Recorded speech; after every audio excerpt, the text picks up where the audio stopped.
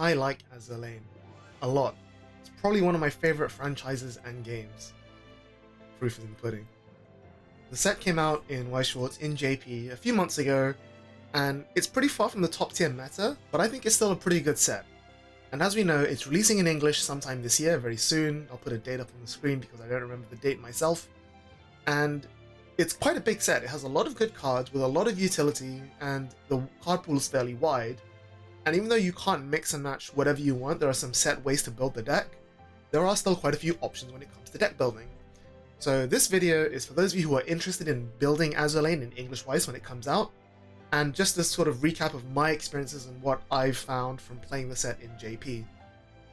My name is Zistrel, this is Yellow Card TCG, and this is the basic guide to Azur in Weiss Schwarz. This video will fall somewhere in between a set review and a deck profile. Instead of just covering one deck, I'll cover a few different archetypes and a few key cards, but not give a full deck list. And unlike a set review, I'm not going to go into every single thing, just the main points I think you need to be aware of when buying and building a deck for Azur. So Azur as a whole can be described as a deck with a decent low-end utility, but with weak top-end utility. And it's a little bit weird because the deck relies a lot on experience. That's one of the main gimmicks of the set, which is totaling up the level of cards in your level zone. So as you can imagine, one of the best ways of building experience is to play lots of level 3s that you can clock level away and build that easy experience. In fact, the set has a threshold experience of 8, which means some of your level 3s need a total of level 8 in your level zone, which is 2 3s and a 2 at minimum. That can be quite hard to get, especially when you need to play a bunch of level 3s that might not be so good. And what's particularly weird is that there's only a few early plays, so a lot of these level 3s that you're playing will be your finishers and will be top-end utility, not cards that you're playing throughout the mid-game. So you don't have a lot of flexibility in the level 3s that you play. You play the ones that are good, and you can only play so many of them without having to just play some mediocre level 3s for the sake of experience. There are two main builds for Azur, and then there are a few other options. The two main builds that have been seeing the most success are 8 standby and 8 bar. So I'll talk about those a little bit. I haven't played 8 standby as much as 8 bar, and there are loads of different ways of building those decks. So I'll give you a brief overview of like some engines, some key cards, how those decks play, some strengths and weaknesses, and then at the end we'll talk about other options. So the first option is 8 standby. Now 8 standby primarily relies heavily on the strength of the level 2 August of Unpassable. Her stat line isn't that impressive for a standby deck. She's a 2-2 that gains some power and hand encore like most standby targets, and her main draw is the climax combo, which is when she's played from the standby, you can put the standby into the waiting room from stage or the climax area, and then choose 2 of your opponent's characters and they can't move during your opponent's next turn. This ability can be devastating into certain matchups, mainly against standby or decks that want to put cards in the back row. There are some alternative builds that can run Libeccio as your level 1 combo instead, but pretty much every standby list will gravitate towards a top end consisting of Graf Spee and Rune. There isn't much room for flexibility here, because standby decks usually move towards a game plan of winning the board using standby targets in order to conserve other resources that they can spend on other fronts, such as stock for brainstorming and hand fixing. Thus, finishers that rely less on hand and stock as resources are the preferable options, i.e. Graf Spee and Rune. Because your climaxes don't actually provide soul, your main avenues for keeping up in the damage race will either be to trigger check your increased soul trigger count, i.e. your level 2s and 3s and standbys, or to put your opponent in a position where they're forced to crash lanes, giving you the opportunity to direct more often. There are a few non-climax based finishes in the set, but they're all either heavily costed in terms of stock, or they rely on off-color splashing and or experience 8, which as we've discussed, can be a little bit difficult to get. So let's take a look at Graf Spee and Rune. So Graf Spee isn't really a finisher, she's more like mid-game disruption. She gives power to the board, which is what standby does want, but she herself doesn't have that great a stat line compared to other standby decks with level 3s that come out. Graf Spee's main effect is that she gives all of your characters the ability of, on reverse, put that opponent's character to the top of their deck, which is really solid board disruption. It prevents encore, it forces your opponent to be drawing potentially dead cards, it can sometimes even force damage through if you're depending on how your attack order goes, and it is a solid card. but it's not exactly a card that's winning you the game compared to other standby deck finishers like, say, Milim. So therefore, your main options for actually finishing the game will be something like Unicorn or Kronstadt. And here's the problem with Spee and August, is that they have similar weaknesses in that they both have really, really good lines of text, but they have mediocre stat lines, and those really good effects aren't directly winning you the game. So between effects that don't move you closer to your win condition and low-powered stat lines, you may end up spending more resources on keeping them alive than compared to other board-based decks. There are a few other options for the finishers. Like I said, there are non-climax based finishers like Drake and Azuma, but they both have high experience requirements, pretty heavy resource costs, and also require you to splash a non-red color, which is fairly easy to do because you're playing 8 standby and most of your deck is red, but I wouldn't call it amazing. The other level 3 we mentioned is Ruin. Ruin is really solid because it gives you survivability in the fact that it heals, and it also is an anti-neg soul. Those effects are really solid because it's a low resource cost for a high gain, which is survivability.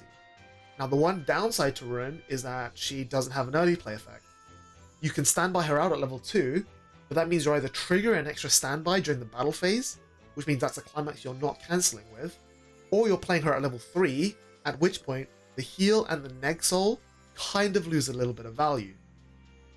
Of course, if you're trying to play the long grind game, you can put yourself in a position where you spend your levels 1 and 2 to pull out your standby targets, get to level 3, and then try to somehow stabilize and stay at level 3 forever with the heals, with Unicorn, with neg soul from Ruin. But you don't generate enough resources to be able to spam that every single turn. Plus, we've reached the point in the game where finishers are strong enough that they can win from 3-0 regardless of what your board state is. So because your combination of mediocre finishers or high resource effective finishers combined with a game plan that doesn't actually accelerate you towards a game plan, it's just win a board and keep a board, you don't really have a way to win the game outside of out-damaging your opponent through raw attrition. You don't have any additional sources of damage, you don't have any sources of like huge reach, it's just make guys, swing, swing, swing, heal a bit, neg soul a bit, and just try to get there while your opponent bleeds resources. The deck isn't awful in that, however, despite what I've been saying. It does have fairly good deck speed thanks to the likes of Elbing and U47, and because of those, you also have pretty good filtering consistency as well.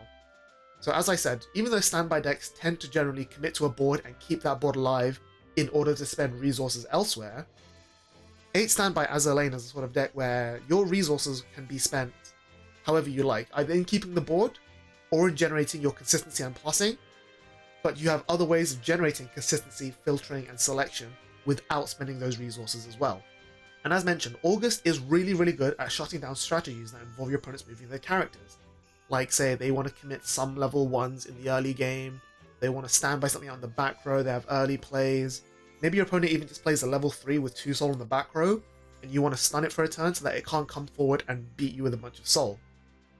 The one downside is that you really want to be using August in the early game, not the late game, and it usually happens to be level 2, level 3, where your opponent will put down these big characters in the back row and then push them forward the next turn to finish, such as, say, on reverse level 3s that don't have good targets right now, but your opponent still wants to heal.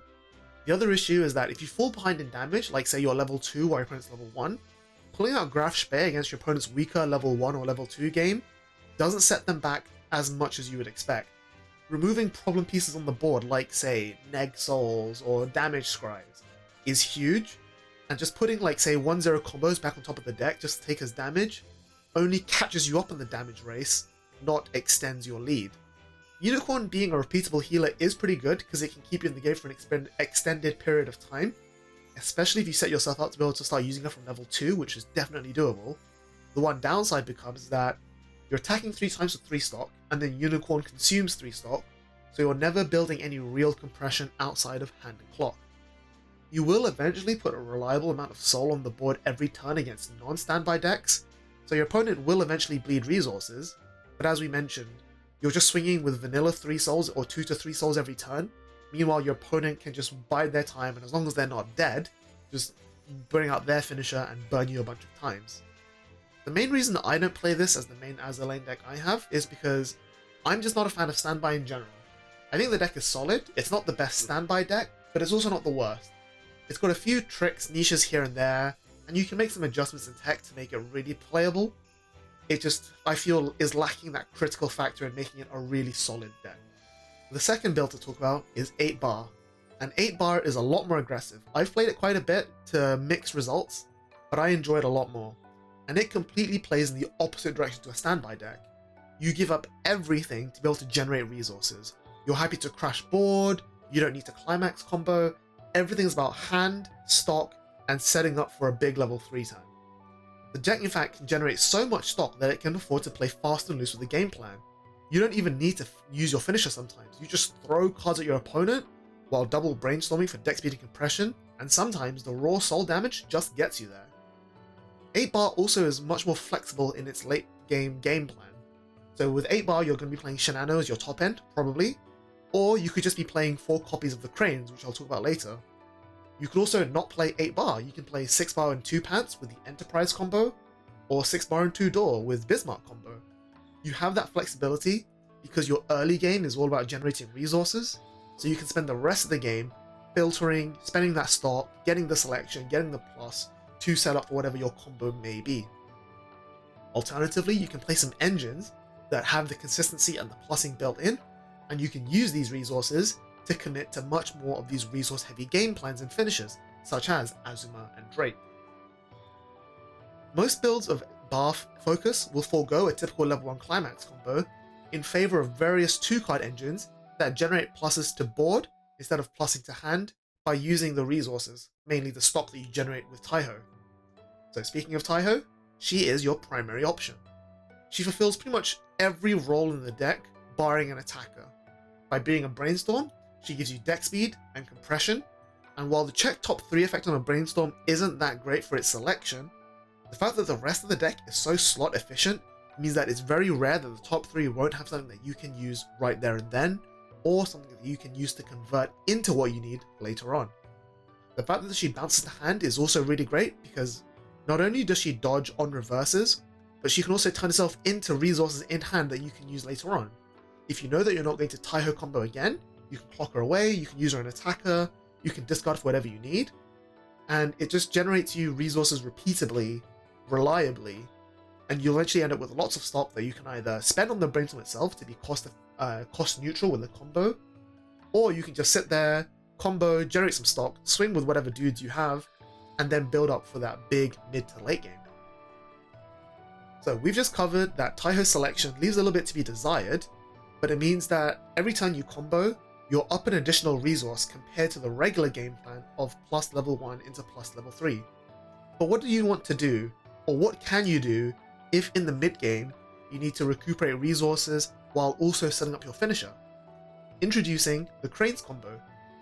This is one of many 2-card engines that we'll talk about throughout the game, and it's a sort of thing that you haven't seen in the last few years, but has been making a bit more resurgence of popularity in the last few months, which is strong level 2 combos. Like I said, the modern Weiss game is playing around a series of level 1 combo into level 3 combo with some sort of bridging gap in between.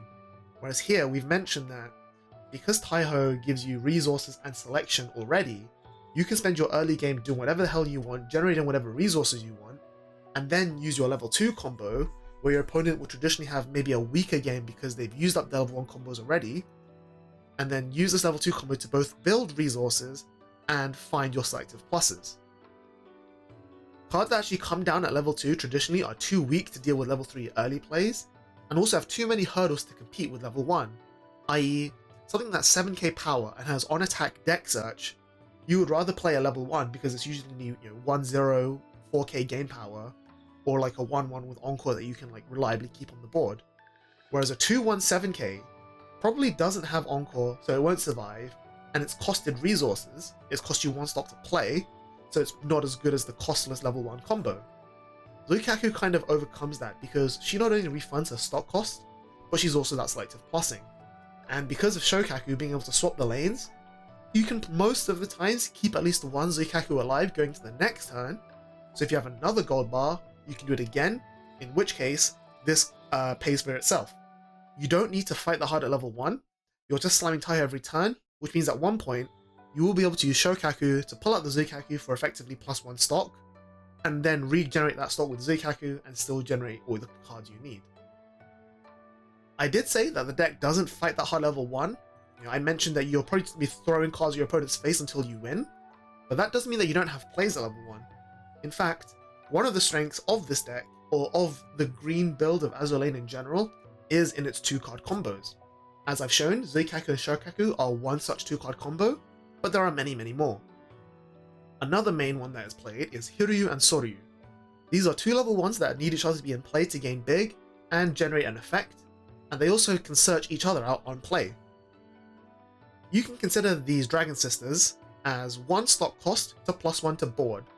It's almost the same as a Climax combo with a 1-0 with on Climax play, spawn another copy of itself. Pretty much the same thing. They're fairly high power, so they can contest most level 1s, and as we've discussed, you don't need to plus that aggressively at level 1, because you have Taiho, which at worst pays for the cost of each sister to search out the other, or can pay for its own Brainstorm to get the plus you need, as well as the fact that you can have multiples on the board, which each pump each other and search each other, and run this advantage over multiple turns. Of course, finding one of the others can sometimes be difficult in the early game, especially if you go through them all from the deck. You do waste potential plus, but the idea is that you can field enough efficient attackers without giving up too many resources, which means that Taiho can still be considered a plus in that regard. Another 2-card engine that I want to talk about that doesn't always see play in 8-bar, but I think is probably one of the best in the set, is Fuso and Yamashiro. These actually see play in standby as well, not only because of the power they put on the board, because of the utility and filtering that they give. They're 2 level 0s that play off of each other, kind of reminiscent of the Apples engine from back in 2016. They don't scale to an insane amount of power, but the soul scaling is what keeps them the deck in the early game lead. The first few turns where your opponent is the least compressed, Fuso and Yamashiro giving each other soul helps you build up that damage lead because your opponent might end up taking a lot more damage because they're less likely to cancel, and when they fall behind, they're being forced now to play through a faster tempo, so they have less time to spend searching for utility, generating their resources, setting up for their level 1 to level 2 game. Even though it's not quite plussing because it costs hand rather than stock, by putting your opponent behind, and you continue to slam Taiho bars, they then need to either push damage back, which they can't always do, or they will end up falling a level behind, at which point you are less pressured to set up your level 2 game of Zuikaku, Shokaku, or even your finisher altogether. The idea is that you're discarding unusable cards in the early game, such as Nagato and Zuikaku, or even standby targets and standby, for playables, with immediate impact that are likely to survive a turn, generating the plus to the board, while also putting a bunch of damage on your opponent, generating a plus through tempo. You can then recoup the raw hand discard through Taiho Brainstorms, and then using your selectivity pieces to sculpt into Zuikaku or Shinano or whatever finisher you want to play. As I mentioned, the deck does have a handful of finishing options. You don't have to play Shinano, you don't have to play finisher at all, you can just roll on Zuikaku Shokaku the entire way, or you can just play 4 Zuikaku Shokaku, no Taihos, and just play 4 Shinano Climax, and just try and find some other early game that doesn't use Taiho. Of course, your basic game plan of throw cards your opponent while farming with Taiho does mean that realistically, any finisher could work. You could rely entirely on Azuma, on Drakes, splash off-color climaxes like I said, Enterprise, or even Bismarck. You can kind of do whatever you want. The only comment I will say here is that Shinano has the highest synergy, because not only is it on a bar, which means you can play many of the bar support cards such as Yoizuki or Yudachi, but because Taiho bounces herself, you can usually go into level 3 with a few extra cards in hand to discard for the cost, i.e. Shinano is the most resource effective finisher, while also having the greatest reach and the highest impact. These are the 2 main builds of Azur Lane. There are a few other options. For example, my friend Simu over at Chairman TCG, he's built a quote-unquote budget deck that relies on 2 soul and playing level 2 vanillas that get very big and hard for your to deal with. It's a cool concept. I'm not a fan of some of the character designs that deck plays, but if you're interested, you can check out the card up in the corner or the description. The link is in the description. Give him a shout out. He makes good content as well for Weiss in general. And of course, the set does have enough cards and options that you can actually build the traditional style of Weiss, which is level 1 combo plussing into level 3 finisher.